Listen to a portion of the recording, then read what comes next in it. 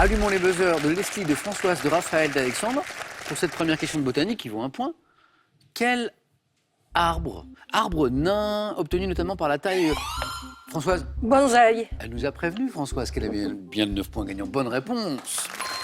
Obtenu notamment par la taille récurrente des racines, des rameaux. Ça demande beaucoup d'attention.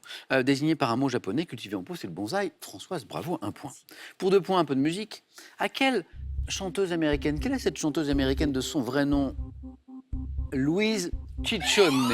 Alexandre? Madonna. Oui. Françoise était sur le coup, je l'ai vu, mais Alexandre a été plus rapide encore. J'ai vu arriver le vrai nom, je me suis dit, oh, on a la question pour un champion, ils le savent. Immense artiste, longévité artistique incroyable, Madonna quand même, à qui on doit les albums Like a Virgin, donc ça c'était au tout début, en 84, et Confession on a Dance Floor, c'était en 2005. Madonna, Alexandre, 2 points, c'est parti aussi. Première question à 3 points, elles sont intéressantes, celles-ci, elles sont importantes, mais elles sont un petit peu plus difficiles en général. C'est du cinéma. En 2011, quel film de Lars von Trier s'ouvre par le mariage d'un couple dont, Alexandre? Breaking the Wave. Non, c'est pas Breaking Away. Dont la jeune femme est incarnée par Kirsten Dunst. Donc, c'est un film de Lars von Trier, on est en 2011, mariage, et on a dedans une actrice formidable qui est Kirsten Dunst. Mélancolia? Oui. Mélancolia, je vois que Leslie, ça lui parle. On revient à un point et c'est de l'histoire. Un point en général, ça se joue un peu la rapidité. Au 1er siècle avant notre ère, quel gladiateur a mené un... Françoise? Spartacus. Rapide, bravo, bravo. A mené un soulèvement d'esclaves, bien sûr, bien joué, qui a tenu en échec l'armée romaine pendant 2 ans, ce qui est incroyable. Françoise, encore un point. Par quel nom féminin, question animaux, désigne-t-on, vous savez, ce petit requin inoffensif à la robe claire? Alexandre? Une rébora. Non. Françoise? La roussette. Ah oui, 2 points de plus, bravo. Leslie, vous l'aviez? Au début, c'est assez compliqué de prendre la main parce que vous êtes C'est 4. ça. Oui. Alors, plus il y a des candidats qui se qualifient et plus c'est plus facile. Bravo, Françoise.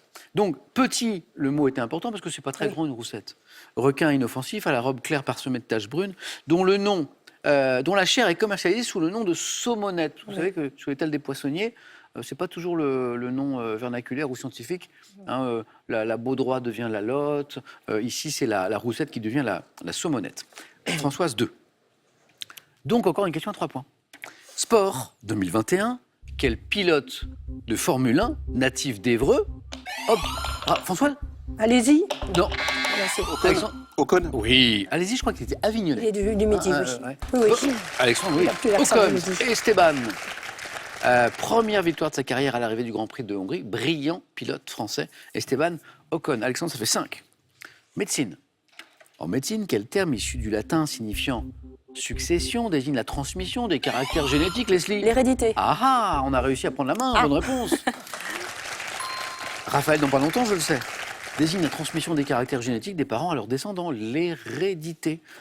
Sur quel plateau, c'est de la géographie, sur quel plateau, situé à 471 mètres d'altitude, la Seine prend-elle sa... Alexandre? Le plateau de Langres. Ouais, sa source. Ouais, Raphaël, il l'avait, j'ai vu, Raphaël.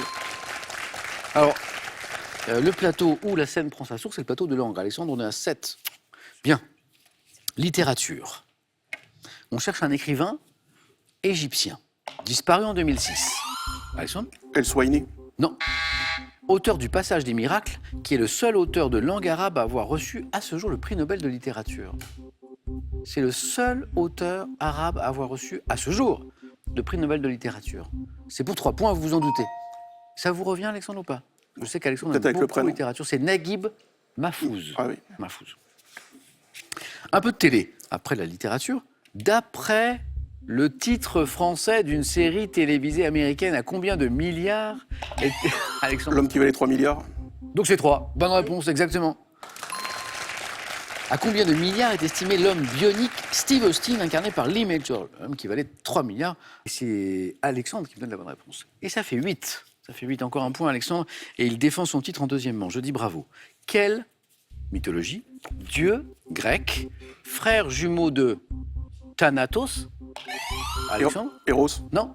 Personnifie le sommeil. Françoise? Non, Chronos. Non. Leslie? Morphée. Non. Raphaël? J'allais dire Cherchez Morphée aussi. Cherchez encore Raphaël. Frère jumeau de Thanatos. Personnifie le sommeil. C'est Parce la que vous avez la main. Thanatos, c'est la mort. Non, ça revient pas? Non. Ça revient? Non. Hypnos. Hypnos, oui. Hypnos. Oui. Architecture, on continue, on lâche rien. Sur l'île de Java, quel grand monument bouddhique prend la forme d'une pyramide abritant 4 étages de galeries sur un plan carré? 3 points. Leslie. Borobudur. Non. Sur l'île de Java, quel grand monument bouddhique prend la forme d'une pyramide abritant 4 étages de galeries sur un plan carré?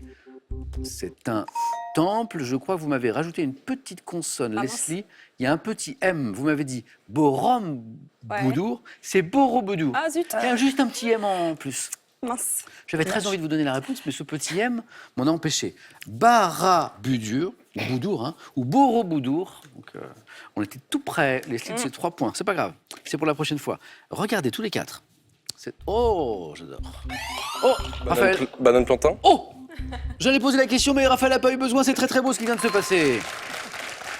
Raphaël, il s'est dit, j'en ai marre qu'on me prenne la main. Je la prends avant que Samuel pose la question, c'est très bien. Parce qu'il prend son risque, Raphaël, parce qu'on aurait pu partir sur autre chose. La question disait, vous allez voir, c'était bien la banane plantain. Vous voyez ici un plat de bananes frites, souvent utilisé comme légume aux Antilles, qui constitue en Afrique de l'Ouest une spécialité connue sous le nom d'aloco. Elle est très longue, cette question. À quelle variété cette banane appartient-elle, Raphaël, exactement? Banane plantain, qu'on appelle la plantain, qu'on appelle la banane à cuire, parfois, et c'est délicieux. Raphaël, c'est parti.